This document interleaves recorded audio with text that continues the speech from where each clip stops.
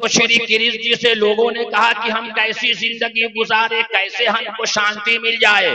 तो श्री कृष्ण जी ने गीता में कहा, गीता के अध्याय 16 श्लोक 23 में कहा, यह शास्त्र विधि मुत्सिनी जिया वर्तते कामकारतः न स सिद्धिम वापनोति न सुखम न पराम गतिम।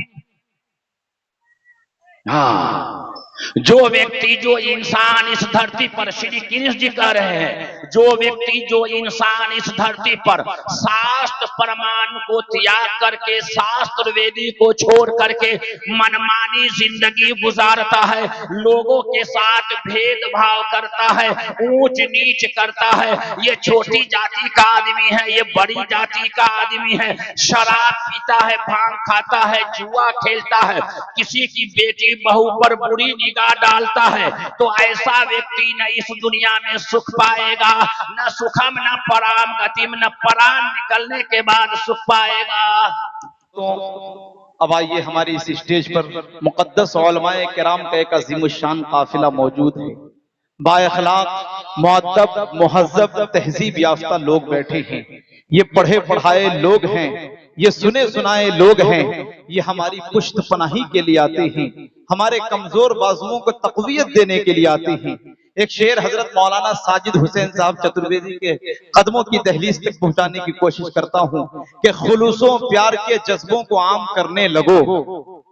दीवानों नए शेर पर सुभान अल्लाह की सदाएं बुलंद करेंगे, तब मुझे लगेगा कि यकीनन इस माधोपुर की सरजमीन पर लोग शेर समझते हैं और अच्छे अंदाज में सुनते हैं, है कि नहीं? एक बार एडवांस में कहिए सुभान अल्लाह जी।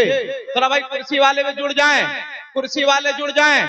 ऐसे बैठे ऐसा लग रहा है कि आए थे जलसा गाह में फौलाद की तरह, आए थे जलसा गाह में फौलाद की तरह, मुंह को गिरा के बैठ गए दामाद की तरह। ये काम ना करे, थोड़ा बोले माशाअल्लाह, कि खुलूसों प्यार के जज्बों को आम करने लगो, कि दुश्मनों के दिलों पे कयाम करने लगो। और सुनो, गुरूर से बचने का एक तरीका है, गरीब लोगों को पहले सलाम करने लगो। सुनो, गुरूर से बचने का एक तरीका है, गरीब लोगों को पहले सलाम करने लगो। आदमियत का निगहबान बनाने के लिए, आदमियत का निगहबान बनाने के लिए कोई दरवेश हो सुल्तान बनाने के लिए, आदमियत का निगहबान बनाने के लिए कोई दरवेश हो सुल्तान बनाने के लिए। और मेरी किस्मत कि ये दुनिया मुझे पहचानती है, लोग मर जाते हैं पहचान बनाने के लिए। मेरी किस्मत कि ये दुनिया मुझे पहचानती है, लोग मर जाते हैं पहचान बनाने के लिए। अब आइए दोस्तों, कुछ लोग अपनी पहचान आप हुआ करते हैं, उनका तारुफ, उनका कलाम होता है, उनकी तारीफ, उनकी तकरीर होती है, उनकी सलाहियत का अंदाजा उनके गुफ्तगू ही से हो जाता है। इसलिए तो हजरत शेख सादी रहमतुल्लाह ने फरमाया कि ता मर्द सुखन न गुफ्ता बाशद ऐबो हुनरश न हुफ्ता बाशद, कि जब तक आदमी बात नहीं करता है तो उसका हर ऐबो हुनर पोशीदा रहता है। एक ऐसे ही खतीब हमारे फहरिस्त में मौजूद हैं, मैं उन्हें दावत स्टेज देने जा रहा हूं, जिन्हें दुनिया इस वक्त आली जनाब हजरत मौलाना साजिद हुसैन साहब चतुर्वेदी सद्र शांति संदेश केंद्र पटना के नाम से जानती है, पहचानती है। मैं उनकी दहलीज तक पहुंचता हूं इस शेर के साथ। हजरत के इस्तकबाल खैर मकदम वेलकम की दरिया को खुद पे ज़ौम था, धाड़े पे आ गया। कहिए मचल के सुभान अल्लाह, के दरिया को खुद पे ज़ौम था, धाड़े पे आ गया, लेकिन मैं बच बचा के किनारे पे आ गया। और मुझको बुलाने वालों की उम्रें निकल गई, लेकिन मैं तेरे एक इशारे पे आ गया। जाते हैं तो घर वाली को हाथ उठाइए। तो कितने आदमी ऐसे हैं जो घर में रोजाना जाते हैं, आते जाते घर वाली को सलाम करते हैं? कोई आदमी है ऐसा जो हाथ उठा के बोल दे ऐसे?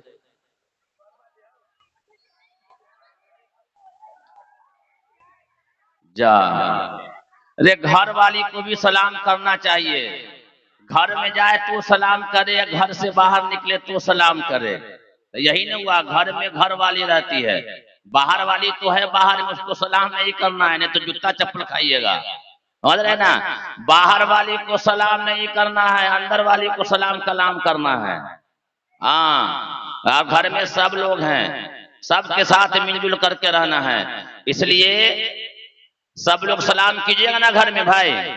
कौन कौन सलाम कीजिएगा, हाथ उठाइएगा। लड़का सब भी हाथ उठाओ। घर में माँ बाप है ना भाई, सलाम करना है ना। ये बताइए कितना देर सुनिएगा आप लोग हमको, कितना देर सुनना है? सुनना है ना। ठीक है, दिल जमी के साथ इंशाअल्लाह बैठिए और दुआ भी कीजिए अंदर से, प्रार्थना भी कीजिए अंदर से कि ईश्वर हमको अच्छी बात कहने की तौफीक फरमा दे, जो हम सब के लिए कारामद हो, मुफीद हो, अच्छा हो। बहुत बहुत मुबारकबाद है माधोपुर के नौजवान को और यहाँ के तमाम लोगों को कि उन्होंने सीरतुन नबी सल्लल्लाहु अलैहि वसल्लम पर जलसा सजाया है, रचाया है और मोहब्बत का पैगाम दिया है। अल्हम्दुलिल्लाह अल्हम्दुलिल्लाह नहमदुहु व नस्तईनुहु व नस्तगफिरुहु व नुमिनु बिही व नतवक्कलु अलैहि व नऊज़ु बिल्लाहि मिन शुरूरि अनफुसिना व मिन सय्यिआति अअमालिना। मन यहदिहिल्लाहु फला मुदिल्ल लहु व मन युद्लिलहु फला हादिय लहु व नशहदु अल्ला इलाहा इल्लल्लाह वहदहु ला शरीक लहु व नशहदु अन्न मुहम्मदन अब्दुहु व रसूलुहु अरसलहु बिल हक़्क़ि बशीरन व नज़ीरा। अम्मा बाद, अऊज़ु बिल्लाहि मिनश शैतानिर रजीम, बिस्मिल्लाहिर रहमानिर रहीम। या अय्युहल्लज़ीना आमनु दुखुलू फिस्सिल्मि काफ़्फ़ा व ला तत्तबिउ खुतवातिश शैतान इन्नहु लकुम अदुव्वुम मुबीन। व क़ाल तआला फ़ी कलामिहिल अज़ीम, या अय्युहल्लज़ीना आमनू क़ू अन्फुसकुम व अहलीकुम नारा सदक़ल्लाहुल अज़ीम। क़ाल नबी सल्लल्लाहु अलैहि वसल्लम, लअन रसूलुल्लाह सल्लल्लाहु अलैहि वसल्लम, या अय्युहन्नास इन्ना रब्बकुम वाहिद व इन्ना अबाकुम वाहिद।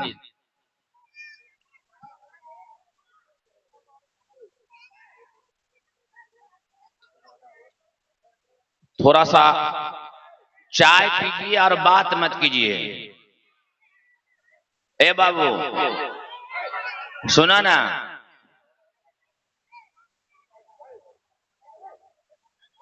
आप लोग इत्मीनान से चाय पीजिए और सुनिए। इधर कोई हल्ला नहीं करेगा, हल्ला करेगा सीधे माइक लेकर के कूद जाएंगे तुम्हारे तरफ। हल्ला मत करना, हल्ला मत करना।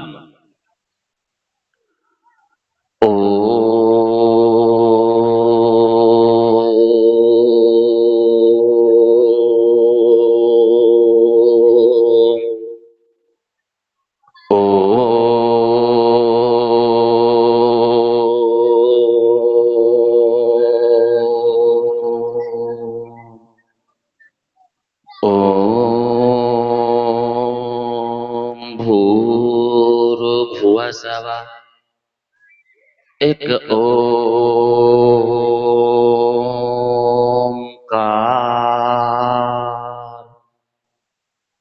सतनाम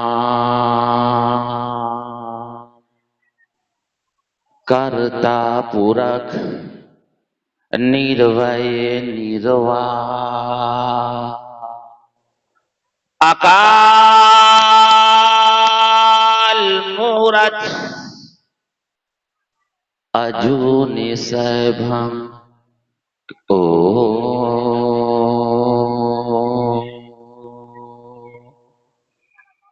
यो नः पिता जनेता यो विधाता धामानि वेद भुवनानि विश्वा यो देवानामनामधा एक एव तम संपरशनं भुवनायन्ति अनिया अंधन्तमः पिरवसन्ते असंभूते मुपासते ततो अभूव एव तियां रतः यह शास्त्र विधि मुत्सिरिजिया वर्तते कामकारतः न सिद्धिमवाप्नोति न सुखम न पराम गतिम तमेव शरणं गच्छ सर्वभावेन भारत तत्परसादात् पराम शान्तिं स्थानं श्रियसि शाश्वतम् वेदाहमदं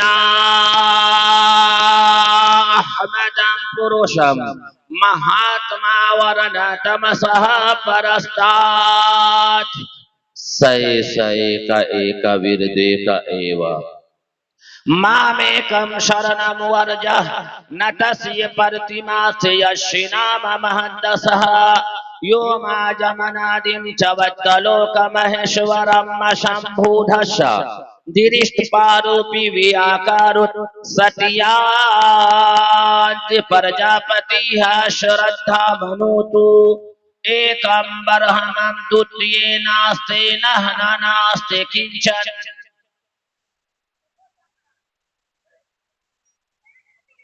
मेरे मोहतरम और मुअज़्ज़ज़ स्टेज पर जलवा फरोज उलमाए किराम शुराए इज़ाम और खूबसूरत सामईन इज़ाम पर्दा नशी हमारी इस्लामी ख़वातीन माँ और बहनों, सभा में आए हुए हमारे हिंदू भाइयों, आज का ये सभा, आज का ये जलसा सीरतुन नबी सल्लल्लाहु अलैहि वसल्लम के ऊपर,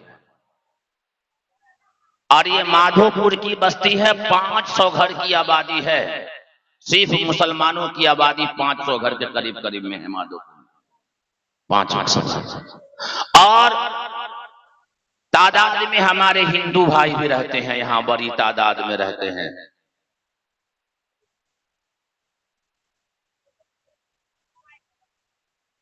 पूरी दुनिया में मीडिया से आपको पता चलता होगा, अखबार से पता चलता होगा कि अमेरिका सुपर पावर है, सुपर पावर यानी ताकतवर है अमेरिका, पूरी दुनिया को हिला देता है अमेरिका, उसके पास हथियार है, सब कुछ है, सुपर पावर है अमेरिका, सब उससे डरता है। लेकिन उससे भी बड़ा सुपर पावर है, जब वो हिलाता है तो पूरी दुनिया को एक साथ हिला देता है।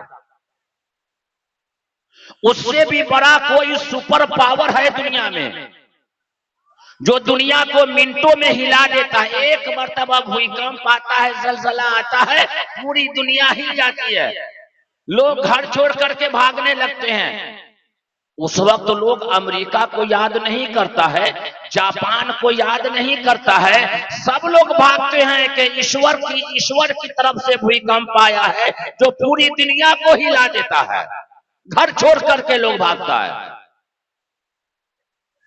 कौन है वो जो पूरी दुनिया को हिला देता है एक मर्तबा में? जब चाहे दुनिया को खत्म कर दे, जब चाहे दुनिया को बिता दे, वो अल्लाह है। कैसा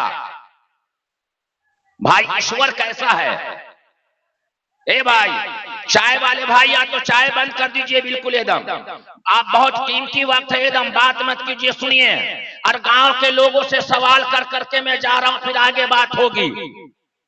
बताइए कि अल्लाह है कैसा, ईश्वर है कैसा? है कोई आदमी ऐसा जो बता दे ईश्वर है कैसा, अल्लाह है कैसा? कोई है माई का लाल जो खड़ा होकर के हाथ उठा दे कि मैं बता दूंगा ईश्वर है कैसा? कोई है कोई? माधोपुर में कोई आदमी ऐसा है जो बता दे ईश्वर है कैसा, अल्लाह है कैसा? पता ही नहीं है कि अल्लाह है कैसा, ईश्वर है कैसा। हिंदू भाई से भी पूछिए कि ईश्वर है कैसा, उसको भी नहीं है पता। और मुसलमान भाई से पूछिए कि ईश्वर है कैसा, अल्लाह है कैसा, उसको भी नहीं है पता कि ईश्वर है कैसा। भाइयों, ये गांव का लड़का है ना, इस गांव का, इस बच्चे से पूछिएगा ये बच्चा बता देगा कि गांव का मुखिया कौन है, कैसा है, गांव का वार्ड मेंबर कैसा है बता देगा, यहाँ का एमएलए कैसा है बता देगा, यहाँ का बिहार का सीएम कौन है वो बता देगा, हिंदुस्तान का प्राइम मिनिस्टर कौन है हर आदमी बता देगा। लेकिन जिसने सबको बनाया और सबको बना करके खिलाता है पिलाता है, उसके बारे में पता ही नहीं है कि वो है कैसा। ये अफसोस है ना कि ईश्वर है कैसा। इसको समझना है कि अल्लाह है कैसा, उसी को समझना है। और उसको समझने के लिए ज्ञान चाहिए, शिक्षा चाहिए, तालीम चाहिए कि ईश्वर है कैसा, अल्लाह है कैसा। हमारे हिंदू भाई की 4 पुस्तक, वेद, अथर्ववेद, ऋग्वेद, सामवेद, 4 किताब। कितनी किताब? हिंदू भाई की 4 किताब, वेद, अथर्ववेद, ऋग्वेद, सामवेद, जो संस्कृत में है। 95% हिंदू भाई को संस्कृत नहीं आती और मुसलमान भाई को भी कुरान पढ़ने नहीं आता। उस ऋग्वेद के मंडल नंबर 10 सूक्त नंबर 82 मंत्र नंबर 3 में लिखा, ऋग्वेद के मंडल नंबर 10 सूक्त नंबर 82 मंत्र नंबर 3 में लिखा, यो नहा पिता जनेता यो विधाता धामानि वेद भुवनानि विश्वा यो देवानामनामधा एक एव तम संपरशन भुवनायन्ति यज्ञा।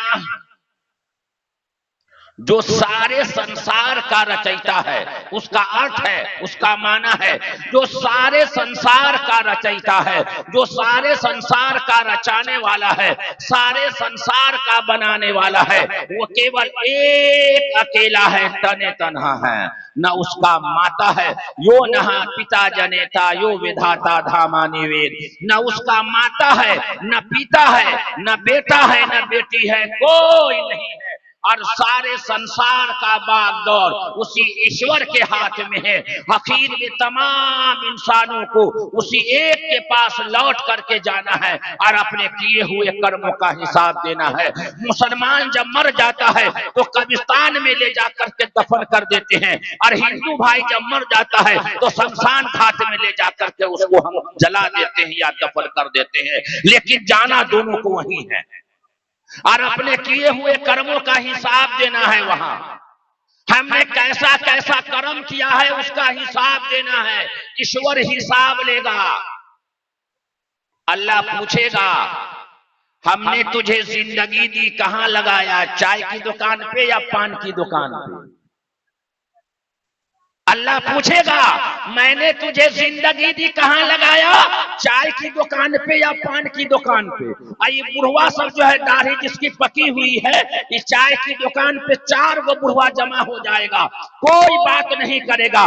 पूरे रात भर में दिन भर में क्या हुआ है, किसकी बेटी भाग गई, किसकी तो क्या किया है और किसके घर में झगड़ा हुआ है, सब बात करेगा बुढ़वा सब। जब बुढ़वा सब का ही हाल होगा तो बुढ़िया सब का क्या हाल होगा, उससे भी बुरा हाल बुढ़िया सब का। और जब बुढ़वा बुढ़िया बिगड़ गई तो जुवनकी का हाल छोड़ दीजिए, वो तो लापता ही है भाई। क्या होगा जब जब जब जब पेड़ गड़बड़ है, जड़ गड़बड़ है, तो फुनगी तो अपने आप गड़बड़ हो जाएगा। उसको सुधरने की जरूरत है। ईश्वर पूछेगा, नौजवानों मैंने तुझे जवानी दी, जिंदगी दी, कहां लगाया? तो कहेगा, ईश्वर फेसबुक पर, व्हाट्सएप पर, गूगल पर, ट्विटर पर, इंस्टाग्राम पर, ए रिजवाना, ए अफसाना रुखसाना, मैंने तुझे जिंदगी दी कहां लगाया? ए अल्लाह, व्हाट्सएप पर, फेसबुक पर लोगों के साथ बुराई करने में, एक दूसरे की गिबत करने में हमने अपनी जिंदगी को लगाया। ईश्वर कहेगा, मार लाठी से दिमाग ठंडा कर दिया जाएगा। मैंने तुझे जिंदगी दी कहां लगाया? अच्छे अच्छे काम में लगाओ, लोगों के साथ भलाई करो, लोगों के साथ हमदर्दी करो, गरीबों के साथ हमदर्दी करो, बीमार है उसके बीमारी में जाकर के उसकी बीमार पुष्टि करो, कोई खाना नहीं खाया उसको खाना खिलाओ। श्री कृष्ण तो कहा, नंबर 1 मैंने तुझे जिंदगी दी कहां लगाया? जिंदगी को अच्छी तरीके से लगाना है, अच्छा बनाना है, अच्छा बनाना है। तो हम सबका पैदा करने वाला जो ईश्वर है, न उसका माता है, न बेटा है, न बेटी है, कोई नहीं है। और सारे संसार का बागडोर उसी एक ईश्वर के हाथ में है।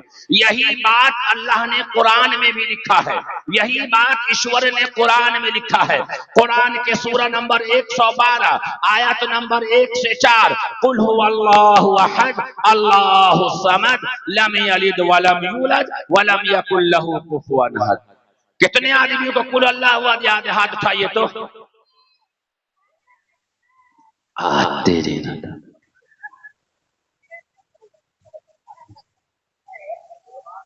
4 सूरा याद कर लो, बेड़ा पार हो जाएगा। कहता है क्या बुढ़वा साहब? 4 सूरा याद कर लो, जोहर की नमाज में 4 रिकात सुन्नत पढ़नी है। वल असरे इन्ना अतैना कुलो अल्लाह कुलो बिना से बेड़ा पार हो गया। बेड़ा पार नहीं होगा। तुम ईश्वर के सामने हीला करते हो, 2-4 श्लोक कर मंत्र याद कर लेंगे, ईश्वर हमको बेड़ा पार लगा देगा, नहीं होगा। पूरा कुरान पढ़ना होगा और पूरा गीता और रामायण पढ़ना होगा। हाँ, तो श्री कृष्ण जी ने गीता में कहा, तो कुरान के सूरा नंबर 112 आयत नंबर 1 से 4, कुल हुवल्लाहु अहद अल्लाहु समद लम यलिद वलम यूलद वलम यकुल लहू कुफुवन अहद। कह दो कि वो अल्लाह एक है, अल्लाह अकेला है, अल्लाह तने तन्हा है, वो किसी से नहीं पैदा हुआ, न उससे कोई पैदा हुआ, न उसका कोई खानदान नहीं है। जैसे पानी है, वाटर है, जल है, आग है, नीर है। पानी के कितने नाम हो गए? 5। चीज एक ही है, भाषाएं बदल गई है। अल्लाह के भी अनेक नाम है, चाहे ब्रह्मा के नाम से पुकारिए या ईश्वर के नाम से पुकारिए या अल्लाह के नाम से पुकारिए, वो सुनता वही है। तो लोगों ने कहा कि हमें जिंदगी कैसी गुजारनी है, तो श्री कृष्ण जी ने गीता में कहा, ए बाबू, ए बउआ, अब तुम मत आना इधर, अब तुम मत आना इधर। 9 रात से मैं सोया नहीं हूं, 9 रात से, और 26 तारीख तक सोना नहीं है मुझको। 26 तारीख तक प्रवचन पढ़ना ही है। 18 तारीख को मऊ जाना है, एक बड़ी मंदिर में हमारा प्रोग्राम है। हम तो आपके लिए जगते हैं कि कुछ अच्छी बात आपके आप ज्ञान की बात आ जाए, लोग सुधर जाए, समाज सुधर जाए। तो श्री कृष्ण जी से लोगों ने कहा कि हम कैसी जिंदगी गुजारे, कैसे हमको शांति मिल जाए। तो श्री कृष्ण जी ने गीता में कहा, गीता के अध्याय 16 श्लोक 23 में कहा, यह शास्त्र विधि मुत्सिद्धि जिया वर्तते काम कारतः न स सिद्धिम वापनोति न सुखम न परां गतिम। हाँ, जो व्यक्ति, जो इंसान इस धरती पर, श्री कृष्ण जी कह रहे हैं, जो व्यक्ति, जो इंसान इस धरती पर शास्त्र प्रमाण को त्याग करके, शास्त्र वेदी को छोड़ करके मनमानी जिंदगी गुजारता है, लोगों के साथ भेदभाव करता है, ऊंच नीच करता है, ये छोटी जाति का आदमी है, ये बड़ी जाति का आदमी है, शराब पीता है, भांग खाता है, जुआ खेलता है, किसी की बेटी बहू पर बुरी निगाह डालता है, तो ऐसा व्यक्ति न इस दुनिया में सुख पाएगा, न सुखम न पराम गतिम, न प्राण निकलने के बाद सुख पाएगा। श्री कृष्ण जी गीता में कहते हैं। हम एक मंदिर में गए, बैरगिनिया के एक मंदिर में गए। जब आप बैरगिनिया जाते होंगे, बैरगिनिया से सीतामढ़ी, तो बगिया पुल आता है, बागमती पुल आता है, देखिएगा वहां पर हनुमान जी का बहुत बड़ा मूर्ति लगा हुआ है। वहां हम गए मंदिर में पुजारी से मुलाकात करने के लिए, तो देखा कि पुजारी जी बैठे हुए हैं और उसका चेला जो है ना, भांग पीस रहा है, भांग, मंदिर में भांग, मंदिर में भांग। तो मैं बैठ गया, तो कहा कि आप क्यों आ गए यहाँ, ये तो आपकी जगह नहीं है। मैंने कहा यही तो मेरी जगह है, ये हनुमान जी तुम्हारे ही नहीं है, ये हमारे भी है। तो मैंने कहा कि ये क्या कर रहे हैं, तो कहा कि मूड बनाने के लिए, यानी दिमाग को फ्रेश करने के लिए भांग पीसा जा रहा है खाने के लिए। मैंने कहा श्री कृष्ण जी गीता में कहते हैं, गीता के अध्याय 16 श्लोक 23, यह शास्त्र वेदी मुत्सिद्धि जिया वर्तते काम कारतः न स सिद्धिम वापनोति न सुखम न परां गतिम। के जो व्यक्ति, जो इंसान इस धरती पर शास्त्र को छोड़ करके चलेगा, शराब पिएगा, जुआ जुआ खेलेगा और गांजा हफीम खाएगा, लोगों के साथ भेदभाव करेगा, तो ऐसा व्यक्ति न इस दुनिया में सुख पाएगा, न सुखम न पराम गति, न प्राण निकलने के बाद सुख पाएगा। आप यहाँ भांग क्यों खा रहे हैं, क्यों भांग यहाँ पीस रहे हैं? तो कहा कि हमको पता ही नहीं है कि गीता में ये चीज लिखी है। मैंने कहा कि आपने पढ़ा गीता? कहा कि मैंने कभी गीता नहीं पढ़ा। मैंने कहा अगर गीता अगर पढ़ लेते तो मंदिर में भांग नहीं पीसा जाता, मंदिर में भांग नहीं खिलाया जाता। तुम पढ़ो ऐ उम्मते मुस्लिमा के गयूर नौजवानों, शराब पीना हराम है, जुआ खेलना हराम है, सट्टाबाजी खेलना हराम है, ताजिया बनाना हराम है, शादी ब्याह में ढोल ताशा बजाना हराम है। अगर तुम कुरान पढ़ लेते, कुरान को समझ लेते तो आज ये हराम काम नहीं करते। हराम काम की वजह से आज समाज बदनाम हो रहा है।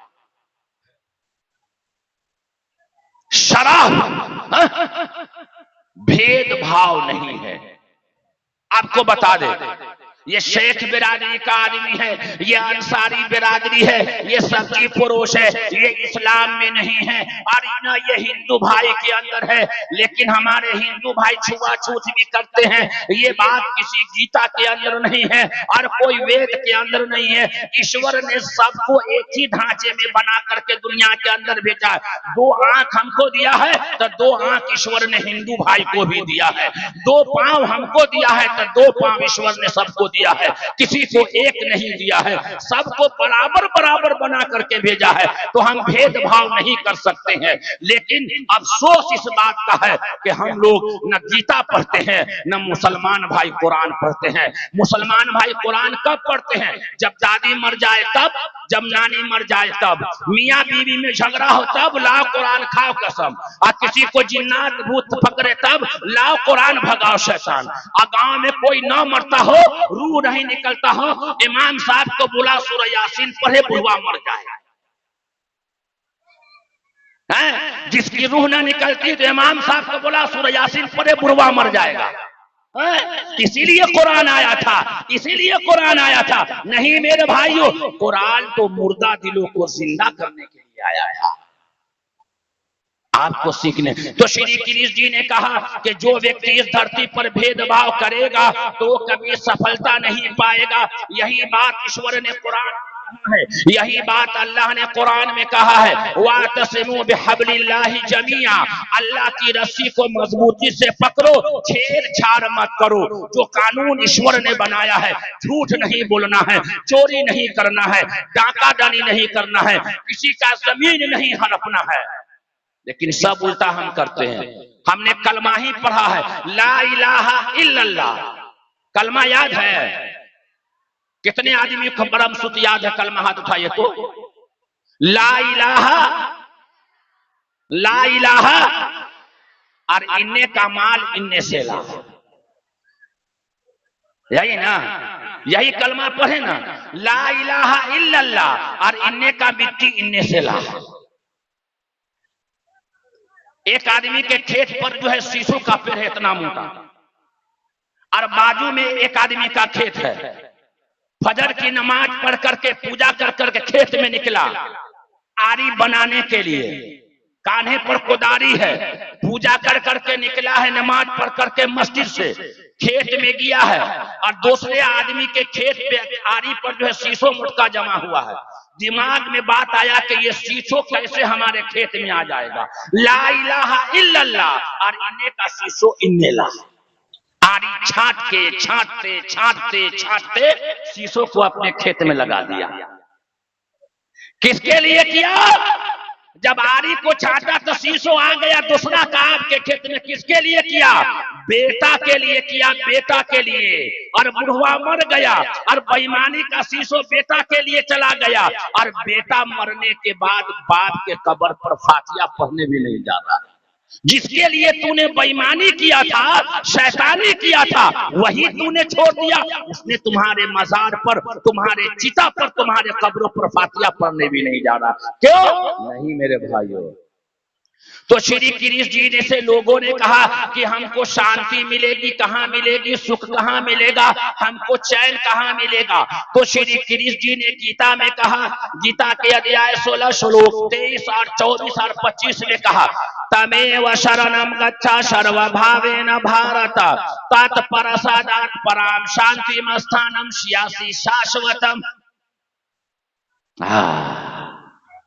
तमेव शरणम गच्छ सर्वभावेन भारत तत्परसादात् पराम शांतिम स्थानम श्यासि शाश्वतम। श्री गिरीश जी कहते हर प्रकार से तू उसके शरण में चला जा जिसके शरण में जाने से हमें भी तुझे भी शांति मिलेगी। लोगों ने कहा कि आप ईश्वर नहीं हैं, कहा कि मैं ईश्वर नहीं हूं, मैं ईश्वर का भक्त हूं, मैं ईश्वर का बंदा हूं, मैं ईश्वर नहीं हूं। तो लोगों ने कहा कि हमको पता बता दीजिए ईश्वर है कैसा, अल्लाह है कैसा, जहां हमको शांति मिल जाए, सुकून मिल जाए। चुप चुप चुप चुप। कभी कभी ऐसा होता है ना, आदमी जब परेशान हो जाता है, खास करके औरत सब जब घर में जब नई बहू आती है, नई की पुतो जब आती है, और शादी से पहले बेटा अपना है और शादी के बाद बेटा गैर का हो गया, हर आदमी का है। शादी के से पहले बेटा अपना है, जो बात कहिएगा बेटा मानने के लिए तैयार है, और शादी हुई तो बेटा चला गया उधर। हर औरत रोती है, या अल्लाह हमारा बेटा छीन लिया। रे भाई मोहब्बत बटी ना, अब वो औरत क्या करती है, हमको सुकून मिल जाए, मेरा बेटा हमको वापस आ जाए। जब 70 से परेशान जब हो जाते हैं, तब मस्जिद के इमाम साहब के पास जाते हैं और कहते हैं इमाम साहब हमारे दिल में सुकून नहीं है, हमारा सुकून छीन लिया गया है। मेरा लगते जिगर, मेरा जिगर का टुकड़ा जो है, शादी से पहले बेटा बेटा हमारा बेटा था, शादी होते ही ये बदल गया है। मुझे ऐसी कोई दवा बता दीजिए जो हमारे घर में सुकून आ जाए। ये मौलाना और पंडित कहते हैं कि आ जाइए, इधर आ जाइए, मैं सुकून की दवा बता देता हूँ। वो वजू करवा लेते हैं और कुरान को खोलते हैं और कुरान खोल करके कहते हैं पढ़िए, अला बिज़िक्रिल्लाहि तत्मइन्नुल कुलूब। जब तुम कल्ब का सुकून चाहते हो, दिल का सुकून चाहते हो, तो अल्लाह के कुरान की तिलावत करो।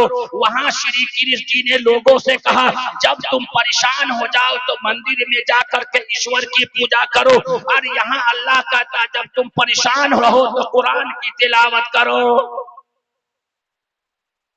अब कहा कि ईश्वर है कैसा, कोई है बता देगा ईश्वर है कैसा?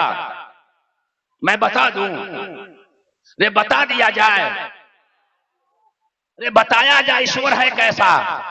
कितने आदमी को पता नहीं, हाथ उठाइए। अल्लाह, अफसोस, अफसोस है ना। हाँ, ईश्वर है कैसा? कितना पैसा दीजिएगा बोलिए, बता देता हूं मैं आज। हाँ, ईश्वर है कैसा? श्री कृष्ण जी ने ईश्वर का पता बताया। लोगों ने कहा कि आप ईश्वर नहीं हैं, कहा कि मैं ईश्वर नहीं हूं। तो कहा कि ईश्वर का पता बता दीजिए, वो कहां रहते हैं और वो कैसा है। नंबर 1 गिन लीजिएगा, नंबर 1 वो अजन्मा है, अजन्मा, वो किसी से नहीं जना, वो किसी से पैदा नहीं हुआ। 1 नंबर 2 ईश्वर दिखाई नहीं देता। कोई आदमी आज तक ईश्वर को देखा है? भाई मस्जिद में गए हैं, ईश्वर अल्लाह को देखा आपने? नहीं देखा। नंबर 1 वो अजन्मा है, वो किसी से नहीं जना। नंबर 2 ईश्वर दिखाई नहीं देता, अल्लाह दिखाई नहीं देता। कोई भी व्यक्ति ईश्वर को नहीं देख सकता, अल्लाह को नहीं देख सकता। हजरत मूसा अलैहिस्सलाम है, अल्लाह से कहा था मैं आपको देखना चाहता हूँ। अल्लाह ने कहा मूसा तुम नहीं देख पाओगे। बहुत जिद किया मूसा अलैहिस्सलाम ने। अल्लाह ने कहा आ जाओ पहाड़ पर। हजरत मूसा अलैहिस्सलाम पहाड़ पर जाते हैं, अल्लाह की तजल्ली नाजिल होती है, बेहोश होकर गिर जाते हैं। कुरान ने नक्शा खींचा, वखर्र मूसा सईक़ा। ओ भाई खैनी वाला भाई, बैठिए, बैठ जाइए, बैठ जाइए। इतना कीमती बात हो रही, आप उठ करके जा रहे हैं। फिर आइएगा। हाँ, नंबर 1 हुआ जन्मा है, किसी से नहीं जना। नंबर 2 ईश्वर दिखाई नहीं देता। नंबर 3 वो अलख निरंजन है, अमर है, उसको मौत नहीं आती। हर चीज को मौत आ जाना है, हर चीज को फना हो जाना है, अल्लाह की जात सिर्फ बाकी रहेगी। जिसके अंदर ये 3 निशानी पाई जाती है, वही हम सबका पैदा करने वाला ईश्वर है, वही हम सबका पैदा करने वाला अल्लाह है। अब बताइए, मोहम्मद सल्लल्लाहु अलैहि वसल्लम का जन्म हुआ कि नहीं हुआ? अरे हमारे नबी का जन्म हुआ कि नहीं हुआ? अपने जमाने में नबी दिखाई दिए कि नहीं दिखाई दिए? दिखाई भी दिए। नबी की शादी ब्याह हुई कि नहीं हुई? शादी ब्याह भी हुई और दुनिया से पर्दा फरमा चुके। अब वो अल्लाह हो सकते हैं? वो अल्लाह हो सकते हैं? नहीं। क्यों? वो 3 निशानी उसके अंदर नहीं पाई जाती है। राम जी का जन्म हुआ कि नहीं हुआ? हुआ। अपने जमाने में राम जी दिखाई भी दिए और राम जी की शादी ब्याह भी हुई और उसको मौत भी आ गई। तो राम जी ईश्वर हो सकते हैं? नहीं हो सकते हैं। क्यों? उसके अंदर ये 3 चीज नहीं पाई जाती है। वेद ने कहा सए का एक विरदे का एवा, हकीकत में वो ईश्वर एक है, उसी एक की ही पूजा करनी है, उसी एक के सामने माथा टेकना है, उसी एक के सामने अपने हाथ को फैलाना है जो सारे संसार को चलाने वाला है। एक ईश्वर की पूजा करनी है, एक अल्लाह की इबादत करनी है, एक अल्लाह की। हाँ ए भाई, इसमें से कितने आदमी की शादी हुई? हाथ उठाइए तो मैं आपको मिसाल देके बताना चाहता हूं। कितने आदमी की शादी हो गई? हाथ उठाइए। ये छोटकिनू हाथ उठा रहा है। चलो तुम्हारी भी हो जाएगी, घबराओ मत। ईश्वर अल्लाह तुमको लंबी उम्र दे, तुम्हारी भी लंबी उम्र, तुमको भी शादी हो जाए और बेहतरीन बीवी, तुमको नेक बीवी मिले। हाँ, दुआ दे दिया हो तुमको, जाओ। हाँ, जब हम हमारी शादी हो गई है, हम शादी कर करके लाते हैं तो बीवी को 5 चीज देते हैं, 6 चीज कोई नहीं देता। नंबर 1 रहने के लिए घर और पहनने के लिए कपड़ा, भूख लगे तो खाना, बीमार पड़े तो दवा और अच्छी अच्छी बोली, अच्छा अच्छा विचार। 5 चीज न देते हैं भाई। 6ठा चीज कोई भी आदमी अपनी बीवी को नहीं देता। नंबर 1 रहने के लिए घर, पहनने के लिए कपड़ा, भूख लगे तो खाना और बीमार पड़े तो दवा और अच्छी अच्छी बोल।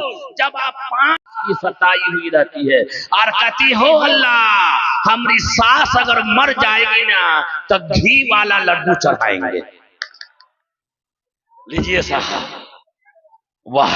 पुतों की सताई हुई, सास की सताई हुई पुतों आ जाती है और कहती हो अल्लाह हमारी सास अगर मर जाएगी ना तो घी का लड्डू चढ़ाएंगे। एक बुढ़िया दौड़ते हुए कल होकर के ताजिया बना तो बुढ़िया आती है और जलेबी लेकर के आई, या अल्लाह हमारी पुतों अगर मर गई ना तो अगले साल बड़का ताजिया बनाएंगे और फेंक दिया लाई। तेरी ना था। क्या बात है? यही वो चीज है जो अल्लाह ने मना किया है। अपने हाथ से बनाई हुई चीजों की पूजा जो करेगा वो अंधकार में गिरेगा, वो जहन्नम में जाकर के गिरेगा। ताजिया बनाने वालों, इमाम हुसैन जिंदा है। इमाम हुसैन के नाम पर ताजिया ढोल ताशा बजाने वालों, तुम दुनिया में ढोल ताशा बजाते हो, कब्र में अल्लाह तेरा ढोल ताशा बजाएगा। हाँ, अंधन तमः पिरवसन्ते असंभूते उपासते ततो अभूवएवत्याम रतः। जो लोग पेड़ की, पौधा की, हवाओं की, सूरज की, मिट्टी की, आग की पूजा करते हैं वो घोर अंधकार में गिरेंगे और उससे भी गहरे नरक में वो आदमी गिरेंगे जो अपने हाथ से बनाई हुई चीजों की पूजा करते हैं, यानी मूर्ति की पूजा करते हैं। वेद ने कहा न तस्य प्रतिमा से यस्य नाम महद्दसः। उस ईश्वर की कोई मूर्ति नहीं है, उसका कोई ढांचा नहीं है, वो निराकार है। जब हम मंदिर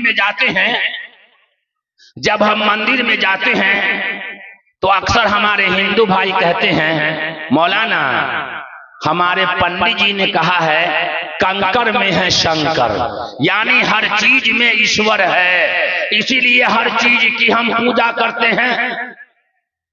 कंकर में है शंकर, इसीलिए हर चीज की हम पूजा करते हैं। तो हम बताते हैं ये क्या है, अरे भाई ये क्या है, अरे बोलिए ना ये क्या है। कोई ऐसा आदमी है गांव में जिसके पास मोबाइल ना हो?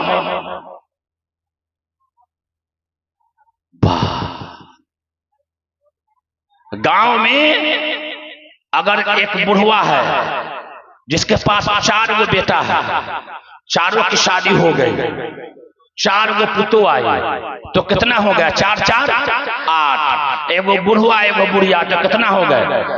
10। सब लड़का के पास देखिएगा बड़का बड़का मोबाइल, और पुतो के पास भी देखिएगा बड़का मोबाइल। और पुतो जब चला रही है बड़का मोबाइल तो सास को भी लालच आया कि वो बड़का चला रही है तो हम क्यों नहीं चलाएंगे। बेटा को फोन किया और बेटा ने भेज दिया था बड़का मोबाइल। अब बुढ़वा करा कि बेटा हमको भी मोबाइल भेज देना, हम समाचार सुनेंगे। अब बुढ़वा के लिए भी बेटा भेज दिया मोबाइल। 12 गो मोबाइल एक घर में हुआ, यानी 10 गो मोबाइल एक घर में हुआ। और एक रिचार्ज एयरटेल का कराते हैं तो 349 रुपये का 28 दिन का रिचार्ज एक आदमी का होता है। तो 10 आदमी का आप जोड़ लीजिए कि कितना रिचार्ज होगा। 4 4 8 4 12 4 16 4 20, यानी 4000 रुपया आपका मोबाइल में चला गया। कितना गया?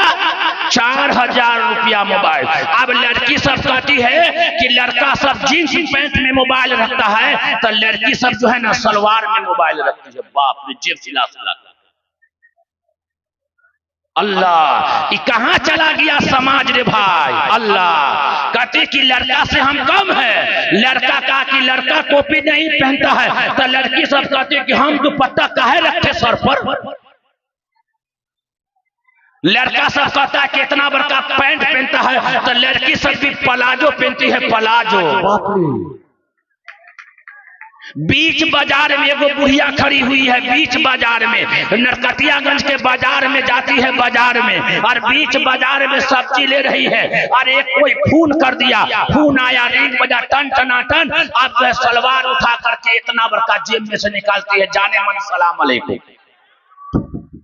लीजिए भाई, हया का दामन तातार कर दिया लोगों ने बीच बाजार में, जाने मना सलाम अलैकुम। और तेरी भूत की न तरे, मार लाठी से दिमाग ठंडा कर दिया जाएगा। यही जिंदगी है। मोबाइल तो दुनिया को बर्बाद कर दिया, मोबाइल तो घर को बर्बाद कर दिया। पहले गांव में एक मोबाइल था, 30 साल पहले देखिएगा, WLL का जो है टावर वाला फूल लगा हुआ था। बेटा दिल्ली में काम कर रहा है, दिल्ली में इतवार के दिन छुट्टी होती है, फोन करता जो है गांव में मुखिया जी के दरवाजे पर, कहा कि हम फलाना आदमी बोल रहे हैं, हमारी अम्मी को बुला दीजिएगा। 2 बजे का टाइम देता, आदमी उसकी माँ चली जाती, मेरा बेटा दिल्ली से फोन किया है, माँ वहां बैठ जाती, घंटी बजता, उठाता, कौन है? तो पप्पू की अम्मा हम बोल रहे हैं। कहा बेटा सलाम अलैकुम। अम्मी वालेकुम सलाम। अम्मी खैरियत है? तो अल्हम्दुलिल्लाह। अम्मी पैसा लगा दिया है, बस हो गया। घर बिल्कुल सुकून था, घर में बिल्कुल सुकून था। जब से ये इंडवायर मोबाइल आया, खाना खा तो फोटो खींच करके सऊदी भेज दिया, तुम्हारी माँ ने खाना को फेंक दिया, तुम्हारा बाप अब तक के सोया हुआ है, तुम्हारी बहन अब तक के सोई हुई है, बच्चा लेटिंग कर रहा, फोटो खींच करके भेज दिया, अच्छा सा लिपस्टिक लगा करके, कपड़ा पहन करके, और अपने जो है शौहर को फोटो खींच करके सऊदी भेज दिया। हम कितनी अच्छी लगती है। आज तेरी नता, ये तो तुम हलाल का पैसा था, हलाल का पैसा कमा करके फोटो खींच खींच करके हराम काम किया है। ईश्वर पूछेगा मैं तुझे माल दिया, माल कहां लगाया? तो ये क्या है? ये क्या है भाई? मोबाइल है। इसको किसने बनाया? किसी इंसान ने बनाया ना। जिस इंसान ने इस मोबाइल को बनाया है उसके जिस्म का कोई हिस्सा इसके अंदर है? हाथ, पांव, नाक, कान कुछ भी है? कुछ भी है? नहीं है। तो बनाने वाले इंसान का इस मोबाइल के अंदर क्या है?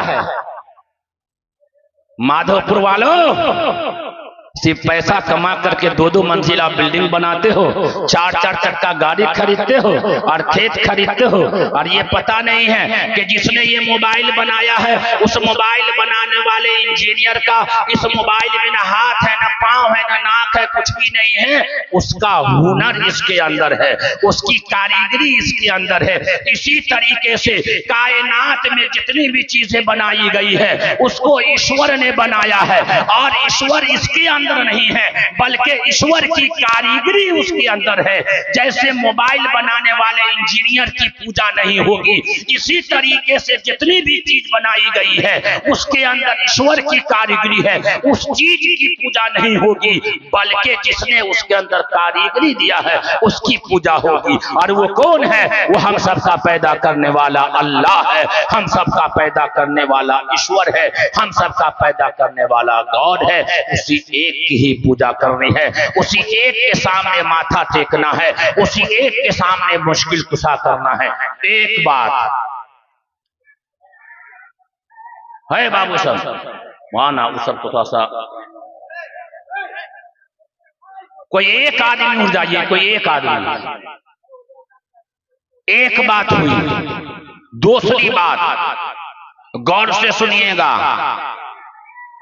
ये हिंदू भाई है कौन? ये हिंदू भाई है कौन? आज मुसलमान समझता है कि हिंदू हमारा दुश्मन है और हिंदू समझता है कि मियाँ जी हमारा दुश्मन है। ये हिंदू भाई है कौन? ये हमारे भाई हैं, ये हमारे दुश्मन नहीं है, याद रख लीजिएगा। और ये बात हम नहीं कहते हैं, अंतिम संदेशता आखिरी नबी जनाब मुहम्मदुर रसूलुल्लाह सल्लल्लाहु अलैहि वसल्लम ने फरमाया, या अय्युहन्नास इन्ना रब्बकुम वाहिद व इन्ना अबाकुम वाहिद, कि तुम सबका रब एक है और तुम सबका बाप एक है। सबसे पहले ईश्वर ने, अल्लाह ने जिस इंसान को बना करके भेजा उसका नाम क्या है? सबसे पहले आने वाले इंसान का नाम क्या? सबसे पहले आने वाले इंसान का नाम क्या है? आदम अलैहिस्सलाम। उसी को संस्कृत में कहते हैं आदि मानो, उसी को कहते हैं संस्कृत में आदि मानो। सबसे पहला इंसान आया, उसी से पूरी दुनिया चली ना, उसी से पूरी दुनिया चली, पूरी दुनिया बनी। तो मैं ये आपसे पूछना चाहता हूं कि एक माँ बाप की औलाद आपस में दुश्मन कहलाती है या भाई भाई कहलाती है? एक माँ बाप की औलाद आपस में दुश्मन कहलाती है या भाई भाई कहलाती है? भाई भाई। तो ये हिंदू भाई हजरत आदम की औलाद है कि नहीं है? तो ये हमारे दुश्मन है? नहीं, ये हमारे भाई हैं, ये हमारे दुश्मन नहीं है। ये बात क्यों आई? ज्ञान न होने की वजह से, तालीम न होने की वजह से। अच्छा, हम सबका धर्म भी एक ही है, जो धर्म हमारा है वही धर्म हमारे हिंदू भाई का है। सबसे पहले आदम अलैहिस्सलाम जब दुनिया में आए हैं तो ईश्वर ने उसको धर्म दिया, उस धर्म का नाम है संस्कृत में सनातन धर्म। सनातन धर्म का माना यह है सीधा आकाश से आया हुआ धर्म, यानी आसमान से आया हुआ धर्म। और इसका एक नाम और है शाश्वत धर्म, जो आगे भी हमेशा रहेगा।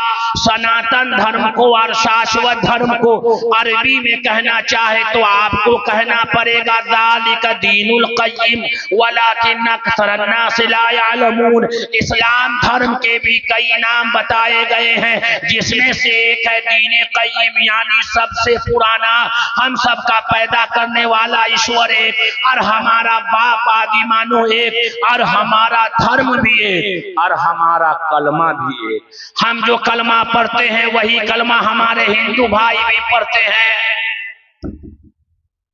हम जो कलमा पढ़ते हैं वही कलमा हमारे हिंदू भाई भी पढ़ते हैं, लेकिन हमारे हिंदू भाई को कलमा याद नहीं है, उसको कहते हैं ब्रह्म सूत्र, ब्रह्म सूत्र।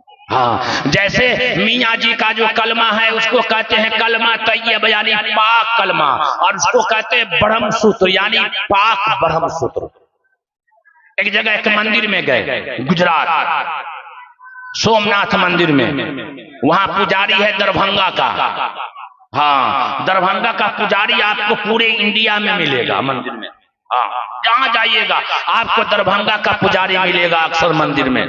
तो हम गए जूनागढ़ जिले में है, वहां गए हम मंदिर में आ गए हम। जब वहां मंदिर में गए, सोमनाथ मंदिर पट्टन नदी के किनारे है, समुद्र के किनारे है वहां। तो पंडित जी गए तो अंदर, मैं कहा मैं बिहार से आया हूं। तो कहा बिहार से कहा? मैं कहा सीतामढ़ी से। कहा कि मैं भी जो है दरभंगा का हूं। हम कहा चलिए अच्छा है, एक गांव वाले और एक इलाका बिहार वाले मिल गए तो बात करने में। तो मैंने कहा कि पंडित जी एक प्रश्न लेकर के आया हूं, एक सवाल लेकर के आया हूं। कहा क्या है? उतने में आजान हो गई। मैं जल्दी से वजू किया और नमाज मंदिर में पढ़ने लगा, मंदिर के बाहर यानी मैदान में। अब सब लोग घेर लिए चारों तरफ से। अरे ये मंदिर में ये नमाज पढ़ने लगा। पुलिस को फोन किया, पुलिस आ गई। हम नमाज पढ़ लिए इत्मीनान से, सलाम फेरा, 2 रकात नमाज पढ़ना था, असर की नमाज थी। पुलिस ने कहा यहाँ क्यों? मैंने कहा क्यों भाई? यहाँ पूजा की जगह है, टाइम हुआ, मैंने नमाज पढ़ ली, ये तो ईश्वर का घर है ना। कहा कि हाँ। हम कहा कोई भी आ सकता है। तो पंडित जी ने उल्टा सीधा बोले। मैंने कहा पंडित जी ब्रह्म सूत्र याद है? तो कहा कि ना। सब अब जितने लोग थे सब ठंडे हो गए, सबका दिमाग, जो खूब बोल रहे थे। मैंने पढ़ा, हमारे हिंदू भाई जो कलमा पढ़ते उसका नाम है ब्रह्म सूत्र। एकम ब्रह्मम द्वितीय नास्ते नहना नास्ते किंचन। तो कहा इसका अर्थ क्या है? एकम ब्रह्मम द्वितीय नास्ते नहना नास्ते किंचन, कि इसका अर्थ क्या है? तो कहा कि ब्रह्मा एक है, ब्रह्मा एक है, दूसरा नहीं है, नहीं है, नाम मात्रे भी नहीं है। एक ब्रह्मा के सिवा दूसरा नहीं है, नहीं है, नाम मात्रे भी नहीं है। जो कलमा हम पढ़ते हैं वही कलमा हमारे हिंदू भाई पढ़ते हैं। हम जो कलमा पढ़ते हैं उसका नाम है कलमा तैयबा, ला इलाहा इल्लल्लाह मुहम्मदुर रसूलुल्लाह। अल्लाह के सिवा कोई पूजनीय नहीं, अल्लाह के सिवा कोई माबूद नहीं, मुहम्मदुर रसूलुल्लाह, मोहम्मद सल्लल्लाहु अलैहि वसल्लम पूजनीय नहीं बल्कि ईश्वर के दूत हैं। हमारा पैदा करने वाला ईश्वर एक, हमारा बाप आदि मानो एक, हमारा धर्म भी एक, और हमारा कलमा भी एक, और हमारा मुल्क भी एक। इसी हिंदुस्तान की धरती पर, इसी भारत की धरती पर जब अंग्रेजों ने हिंदुस्तान पर कब्जा किया था, हिंदुस्तान के लोगों को कब जो है अपना गुलाम बनाया था, तो हिंदू और मुसलमानों ने, दोनों भाइयों ने मिलकर करके आजादी की ऐसी लड़ाई लड़ी कि अंग्रेजों के छक्के छोड़ा दिए, और हिंदू और मुसलमान दोनों भाइयों ने मिलकर करके आजादी की ऐसी लड़ाई लड़ी कि भारत को आजाद कराया, हिंदुस्तान को अंग्रेज से आजाद कराया। तो अल्लामा इकबाल को कहना पड़ा, सारे जहां से अच्छा हिंदू सिता हमारा, हम बुलबुल हैं इसकी ये गुलसिता हमारा। मजहब नहीं सिखाता आपस में बैर रखना, हिंदी है हम वतन है हिंदू सिता हमारा। ऐ आबरूदे गंगा वो दिन है याद तुझको, उतरा तेरे किनारे जब कारवा हमारा। यूनान मिस्र रोमा सब मिट गए जहां से, अब तक यहाँ है बाकी नामो निशा हमारा। सारे जहां से अच्छा हिंदू सिता हमारा। उस वक्त कोई हिंदू और मुसलमान नहीं था, आजादी में सब मिलकर के आजादी की लड़ाई लड़े थे। लेकिन कुछ नेता लोग आकर के, कुछ पढ़े लिखे लोग आकर के भाई को भाई से जुदा कर दिया, भाई को भाई से नफरत पैदा कर दिया। भाई तड़प रहा है लेकिन एक भाई जो है उसको देख करके कुछ नहीं कहता चला जाता है। यही शास्त्र सिखाता है, यही इस्लाम सिखाता है? नहीं, वो इस्लाम नहीं सिखाता। इस्लाम क्या सिखाता है? एक बुढ़िया थी, एक कौन थी? एक कौन थी? रे आपके गांव में बुढ़िया है कि नहीं है?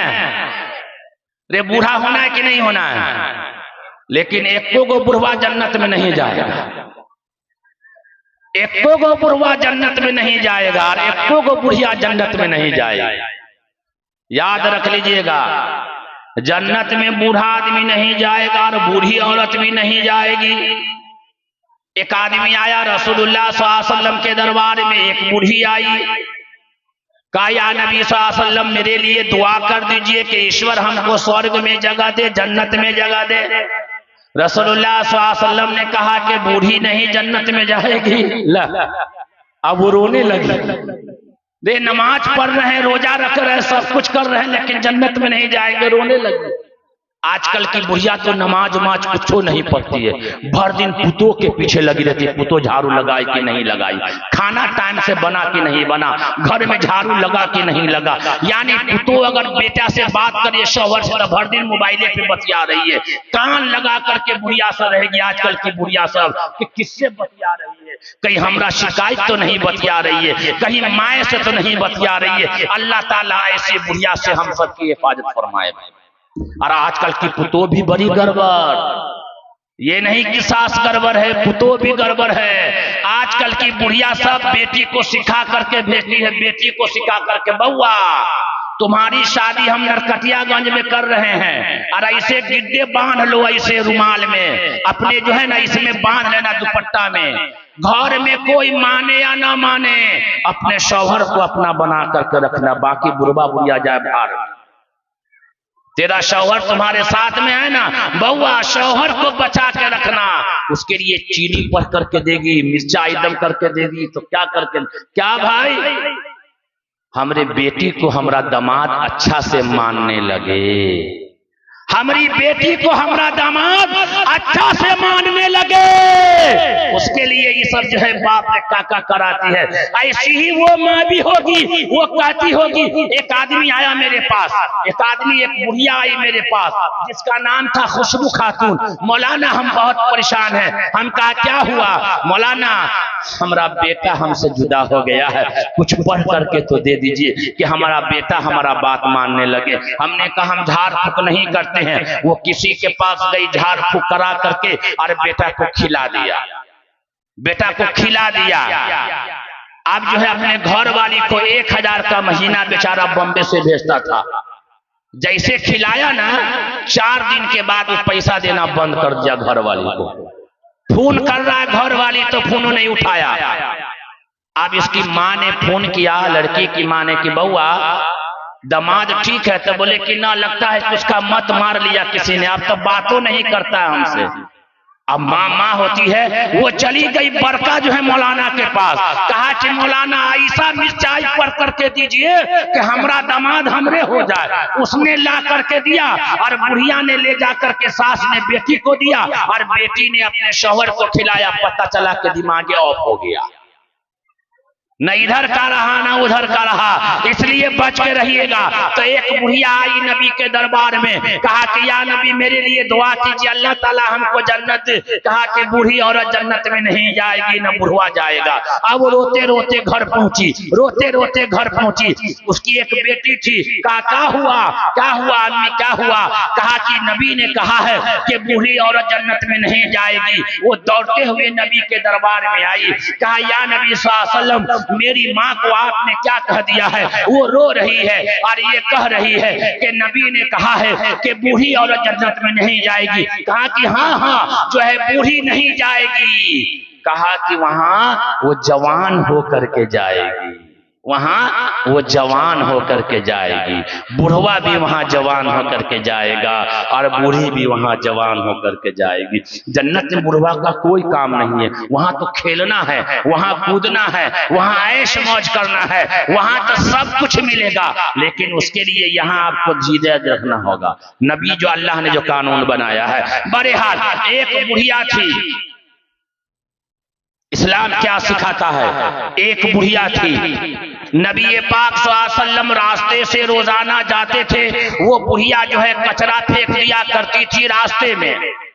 जब नबी के आने का टाइम होता वो बुढ़िया अपने घर का कचरा जो है फेंक देती थी दरवाजे पर। रास्ते पर नबी के आने में नबी आते देख के चले जाते, उठा करके रख देते। 1 दिन किया, 2 दिन किया, 3 दिन किया, चौथे दिन जब रसूलुल्लाह सल्लल्लाहु अलैहि वसल्लम आ रहे हैं तो रास्ते में कचरा नहीं फेंका हुआ है।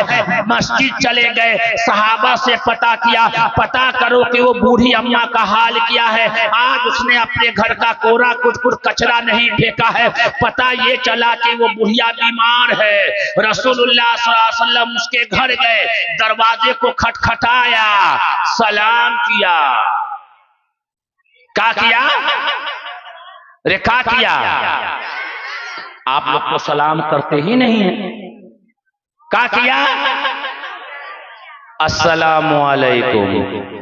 आजकल हम लोग सलाम नहीं सिखाते हैं बच्चा को। थोड़ा सा बड़ा हुआ ना, बाप दिल्ली बम्बे जा रहा था, दादी जो है पोता को लेकर के खड़ी रहेगी। तुम्हारा अब्बा जा रहा है, हाथ लगा दो ऐसे, बाय बाय, टाटा कर दो, टाटा। सलाम नहीं सिखाता है बुढ़िया पोता को। अब्बू जा रहे तुम्हारे, टाटा कर दो, टाटा। कहता है क्या? जिसके घर में टाटा बाई बाई है वो घर बड़ा स्मार्ट कहता है, अच्छा घर है, बेकार घर है। इस टाटा और बाटा कहां से आया भाई? सलाम सिखाओ, सलाम। अपनी औलाद को सलाम सिखाओ। चुप चुप।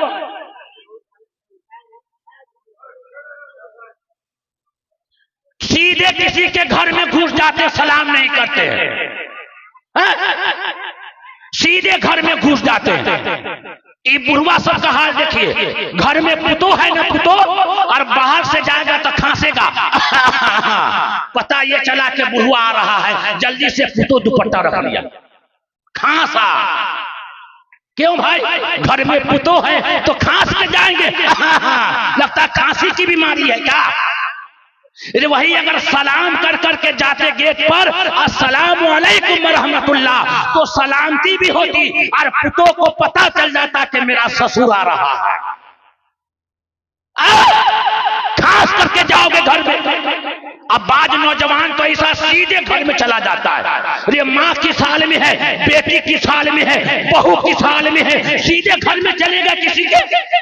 कुरान कहता है कि माँ हो घर में और बेटा हो बाहर, और बेटे को भी कहा है कुरान ने कि जब तुम जाओ घर में तो सलाम कर करके जाओ। घर में अगर सिर्फ बीवी है, शौहर बाहर है, जाने का टाइम है तो सलाम कर करके जाओ। पता नहीं बीवी किस हाल में है, सर पे दुपट्टा है कि नहीं है, बहन किस हाल में है, सर पे दुपट्टा है कि नहीं है, माँ किस हाल में है, सर पे दुपट्टा है कि नहीं है।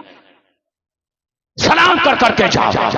आज का समाज, माँ यहाँ बैठी है, बाप यहाँ बैठा है, भाई यहाँ बैठा है, जवान बेटी चारों चार तरफ मोबाइल लेके के सीरियल देख रही है। दूध वाला आवाज लगाया, दूध वाला, दूध वाला, दूध वाला। पता चला मोबाइल में चारों लगा है, दूध वाला वापस चला गया। क्या हुआ भाई? सलाम कर करके जाओ, सलाम को रिवाज दो। अस्सलामु अलैकुम। अल्लाह के नबी सल्लल्लाहु अलैहि वसल्लम ने फरमाया, अस्सलामु क़ब्लल कलाम, बात करने से पहले सलाम करो। मोबाइल है, घंटी बजी, हेलो हेलो, कहा रे भाई हेलो कहां से आया? ये सलाम करो ना पहले। कौन है? ने सलाम करो, अस्सलामु अलैकुम करो ना। कहां से आया? नबी की सीरत है, नबी की सीरत का दर्शा है। नबी ने सलाम सिखाया है, अस्सलामु क़ब्लल कलाम, बात करने से पहले सलाम करो। अल्लाह के नबी सल्लल्लाहु अलैहि वसल्लम उस बुढ़िया के घर गए, दरवाजा खटकाया, सलाम किया। उस बुढ़िया की एक बेटी थी, दरवाजा खोला, देखा नबी है, वाह मोहम्मद अंतिम संदेश का है। माँ से जाकर के बोली, अम्मी मोहम्मद आए हैं। बुढ़िया बीमार है, अंदर चले गए। कहा क्यों आया है ये मोहम्मद, जिसके लिए मैं कचरा फेंकता था, जिसको फेंकती थी, जिसको बुरा भला कहती थी। सिधाने में खड़े हो गए, देखा उस बूढ़ी ने ऊपर से नीचे तक। कहा तुम कहां बूढ़ी अम्मा?